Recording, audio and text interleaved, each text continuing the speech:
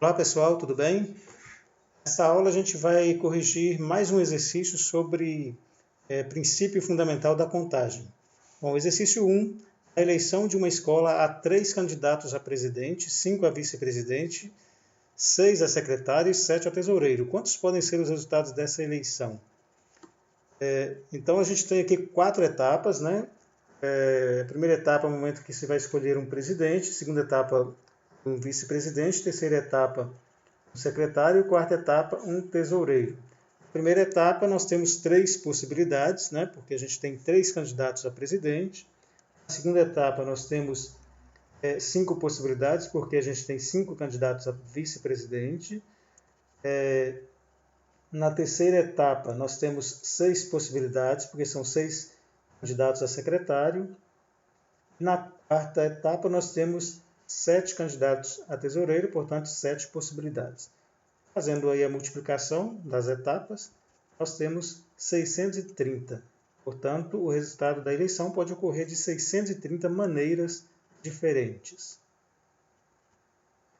Exercício 2. No sistema de numeração decimal, quantos números de 3 algarismos podem ser formados com repetição de algarismos? Ou seja, podendo repetir algarismos. Então, no sistema decimal, quando se fala em sistema decimal, nós temos todos os algarismos desse conjunto aqui, que são os algarismos de 0 a 9. São 10 algarismos. Quantos números de 3 algarismos? Então, a gente tem 3 etapas, que são 3 algarismos. Na primeira etapa, lembrando que o 0 não será contado na primeira etapa, então a gente tem 9 possibilidades, né, que são os algarismos de 1 a 9. 9 possibilidades para a primeira etapa. Na segunda etapa, nós já podemos contar o 0, então nós temos 10 possibilidades para a segunda etapa. E na terceira etapa, também, a gente tem 10 possibilidades. Então, observe que aqui, podendo haver repetição de algarismos, uma etapa não depende da outra. A gente não tem que se preocupar com os algarismos que já entraram nas outras etapas, porque os algarismos podem repetir, pode haver repetição de algarismos. Então, a única restrição é na primeira posição, onde não pode entrar o 0. Então, nas outras posições, entram todos os algarismos, portanto, 10 possibilidades em cada etapa. Multiplicando, a gente tem 900 números que podem ser formados, né, no sistema decimal, usando aí todos os algarismos do sistema decimal, número de 3 algarismos, com repetição. A letra B do exercício 2, nós temos agora sem repetição de algarismo. É o mesmo enunciado, né? No sistema decimal, quantos números de 3 algarismos podem ser formados, agora sem repetição de algarismos.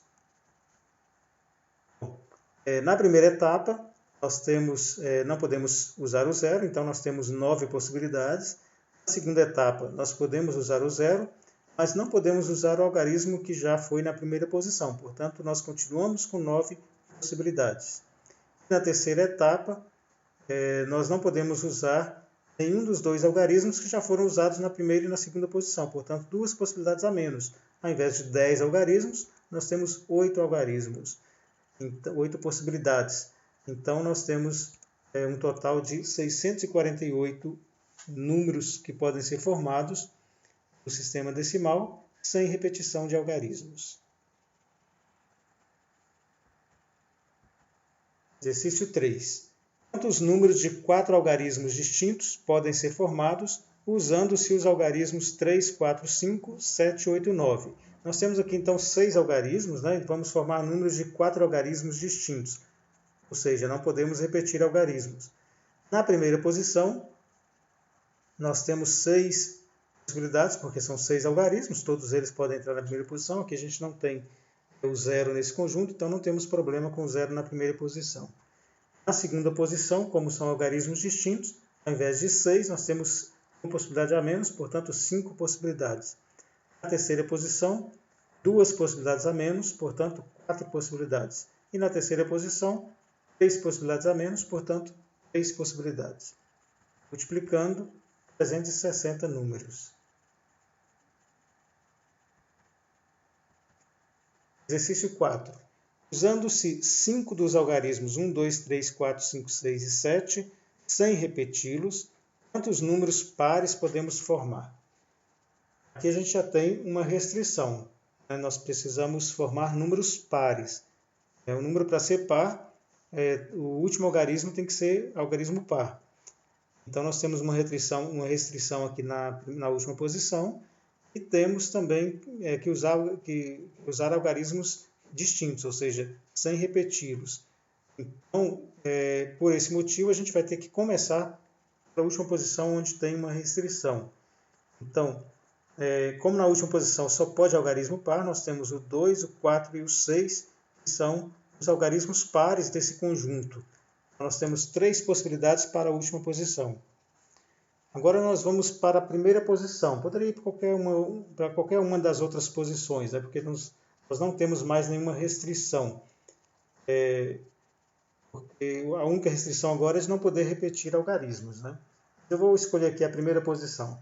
Na primeira posição, nós são 7 algarismos, né, no total, né? 1, 2, 3, 4, 5, 6, 7. Um deles já foi usado na última posição, portanto nós temos uma possibilidade a menos, 6 possibilidades para a primeira posição. Na segunda posição, nós temos 2 possibilidades a menos, portanto 5 possibilidades. Na terceira, 4. E na quarta posição, 3 possibilidades. Então, multiplicando, nós teremos 1080 números. Esse é o nosso último exercício, né? Ficamos por aqui. Até a próxima.